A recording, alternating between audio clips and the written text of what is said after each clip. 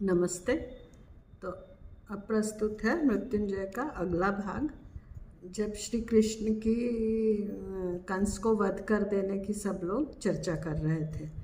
भीष्म पितामह बोल चुके थे और पिछला वीडियो मुझे थोड़ा जल्दी बंद कर देना पड़ा और अब मैं ये आगे पढ़ती हूँ। जब महाराज धृतराष्ट्र खड़े हुए और उन्होंने कृष्ण की तारीफ करना शुरू की, तो उसके बाद महाराज धृतराष्ट्र खड़े हुए, वे भर्राए हुए स्वर में कहने लगे, मैंने श्री कृष्ण को कभी देखा नहीं है, देख भी नहीं सकता, लेकिन विदुर के बारे में उनसे बहुत कुछ सुना है।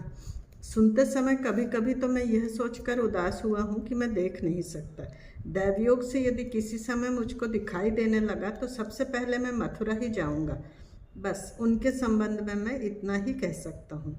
उसके बाद गुरु द्रोण, शकुनी मामा, सेनापति आदि अनेक सम्मानीय जन एक एक करके बोले। सब ने श्री कृष्ण का कुछ न कुछ असाधारण वर्णन ही किया। मेरा कौतूहल प्रतिक्षण बढ़ता जा रहा था।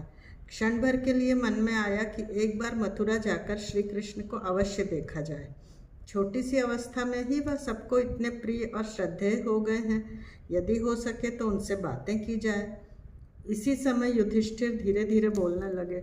पितामह, अमात्य, विदुर काका और महाराज, इन सब ने स्पष्ट रूप से सब कुछ कह ही दिया। मैं और अधिक क्या कहूँ। इसके अतिरिक्त श्री कृष्ण मेरे भाई हैं। हम उनकी ओर से और आप सबकी आज्ञाओं का विनम्र भाव से पालन करेंगे। उसके बैठ जाने पर युवराज दुर्योधन उठे।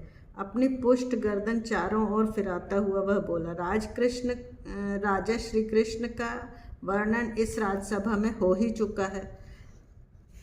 मैं बस यही सूचना देना चाहता हूँ कि एक स्वर्ण किरीट, 1 रुपहली मूठ का खड्ग और जरी के राजवस्त्र कुरुओं की ओर से मथुरा आज ही भिजवा दिए जाएंगे।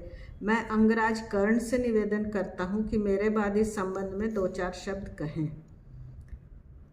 अब मैंने तो कृष्ण को कभी देखा नहीं था, फिर भी अनेक विचारों के झुंड मेरे मन के अंदर एकत्रित होने लगे। मैं जोर से बोलने लगा, मैंने श्री कृष्ण को अभी एक बार भी नहीं देखा, फिर भी मैं उनके संबंध में अपने परम मित्र दुर्योधन के आग्रह के कारण कुछ कहने जा रहा हूँ। श्री कृष्ण के संबंध में कोई विचार प्रकट करते समय यह आवश्यक नहीं है कि उनकी पूरी जानकारी होनी ही चाहिए।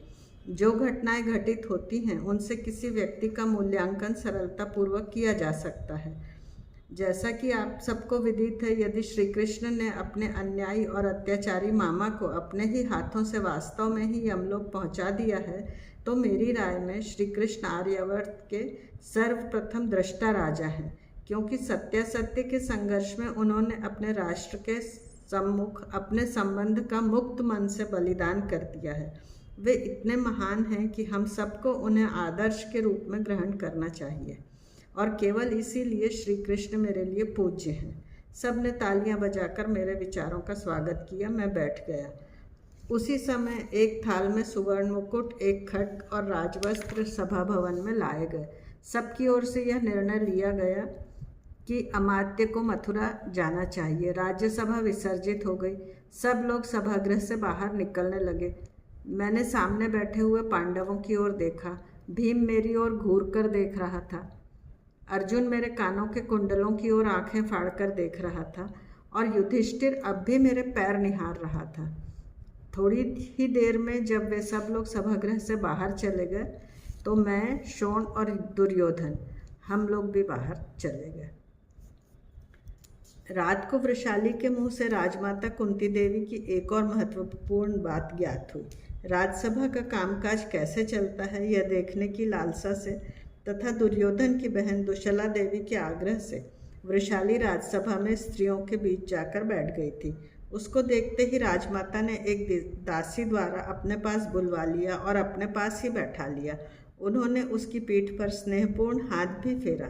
वृषाली ने भी उनको झुककर सादर प्रणाम किया। राज्यसभा का समस्त कार्य समाप्त होने तक वह राजमाता के पास ही बैठी रही। वह वृषाली से बीच बीच में अनेक प्रश्न पूछ रही थी। दुशला देवी उनके पास ही बैठी थी। दुशला देवी ने उससे कुछ प्रश्न पूछा, लेकिन वृषाली ने मुझे वह बताया नहीं। वृषाली स्वयं ही कभी न कभी वह प्रश्न मुझको बता देगी, मुझको विश्वास था। वैवाहिक जीवन की पूर्णता पुत्र सुख में होती है। पुत्र मुख देखकर ही पिता को लगता है जैसे उसका जीवन धन्य हो गया, उसको अभूतपूर्व आनंद प्राप्त होता है। गर्भधारिका वृषाली अनेक दुर्लभ फलों की और अनेक प्रकार की वस्तुओं की मांग कर रही थी।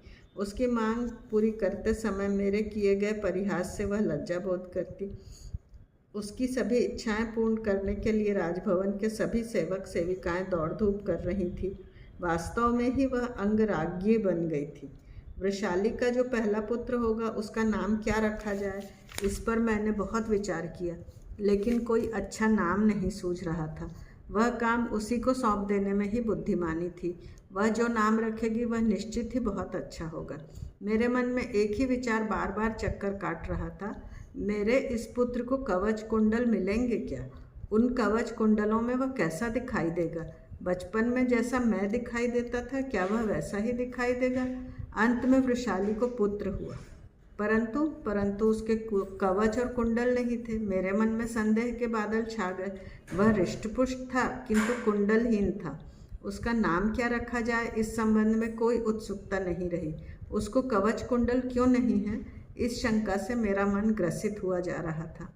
उसका नाम सुदाम रखा गया। उसके नामकरण के उपलक्ष्य में भवन में विशाल प्रीति भोज का आयोजन किया गया।